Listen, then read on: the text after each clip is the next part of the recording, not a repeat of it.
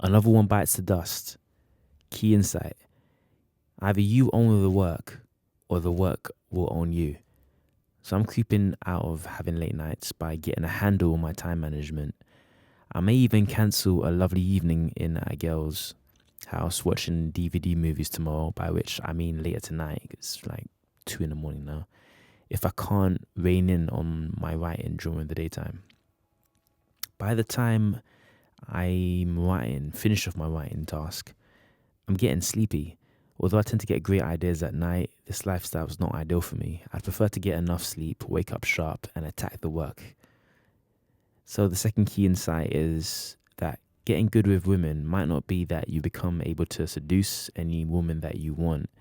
It might be having the perspective and experience to stay rooted in your masculinity and find peace around feminine hurricanes when you find yourself in and amongst them.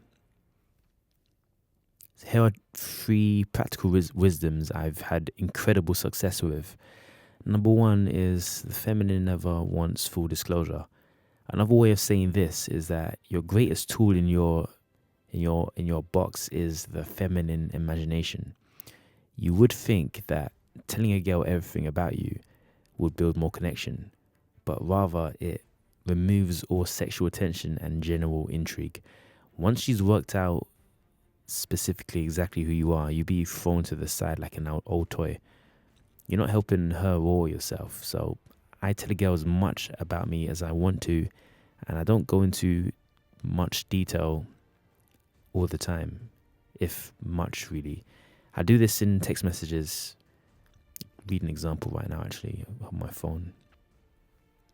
So here's a conversation. I'm seeing this girl later on this week, but I've been texting with her. So I texted her.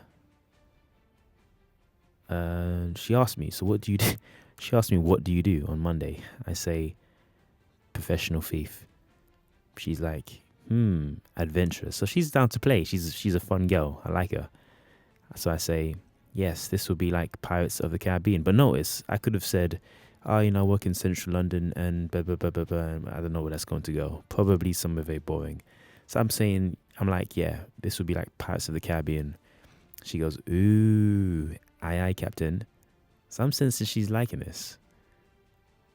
My reply is, this is good. You know how to roleplay. She says, yes, Captain. And I can feel some like sexual tension really starting to emanate. She's not sure who the fuck I am really.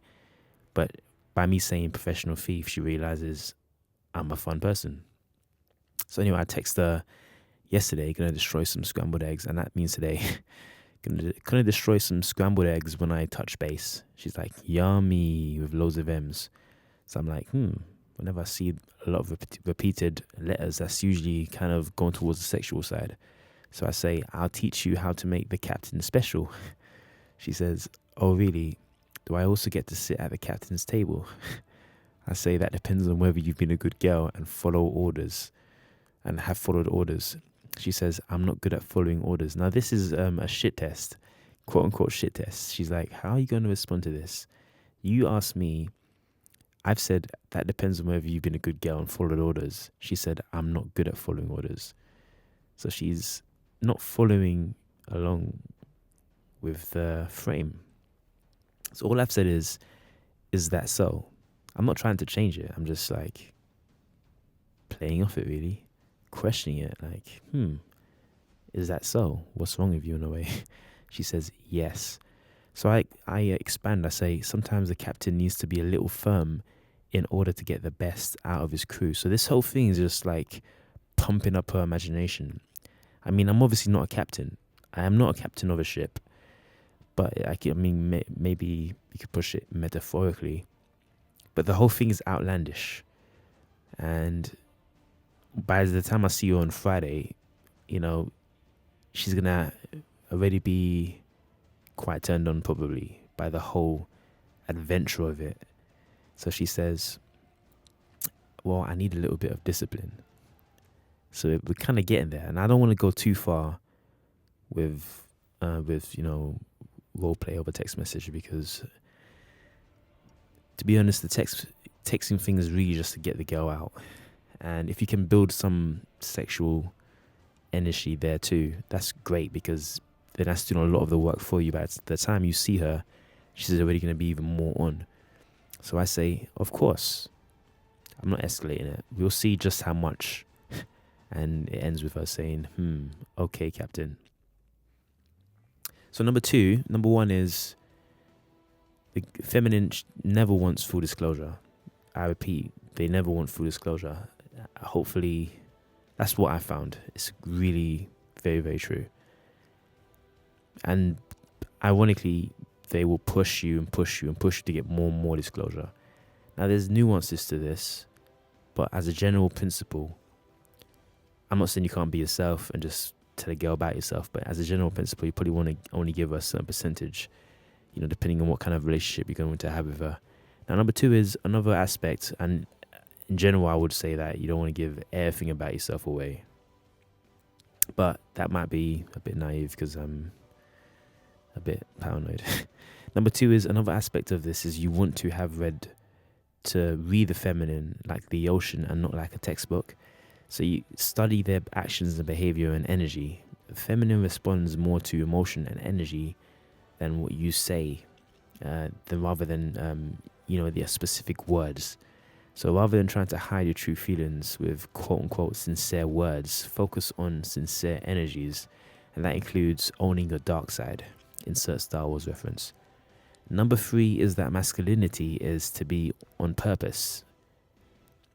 Even when the girl presents you with possible distractions, wherever I am, I think about what my purpose is at that time. It's difficult for me to be tossed around by the whims of random stimuli, gabber about gossip and idle triviality, politics, debates. If I'm working, I'm working. If I'm taking a break, I'm taking a break. If I'm socializing, I'm socializing. If I'm working while socializing, I personally find that quite ineffective.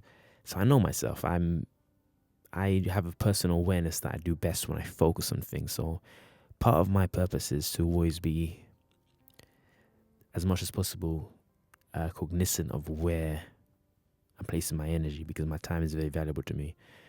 The urge to appease women is one I fought with for most of my life. It's a revelation to see time and time again in my text messages, dates, interactions at work, at home.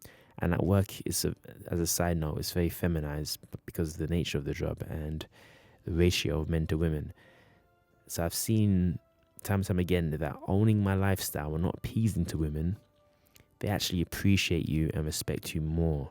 And I do too. As a result, I respect them more and I respect myself more. So everybody wins. I can use the beautiful feminine energy around me to focus, to absorb it and use it to focus on my direction. I feel much more at peace. And especially these last few days since deliberately taking more initiative and applying these techniques in more areas of my life. I tried to make this whole, that's just to summarize, I've tried to make this whole episode have some practicality to it, but it might seem a little bit like hoo-ha, all the stuff that I've talked about, for someone who can't really relate to my experience. So at any rate, hopefully, some will be able to resonate with what I'm saying. And it's quite a big topic. I can't really go into more detail because it's time to sleep. And I'm hoping to be able to do the DVD night tomorrow. So I want to get some writing done tomorrow morning. So easy. Peace out.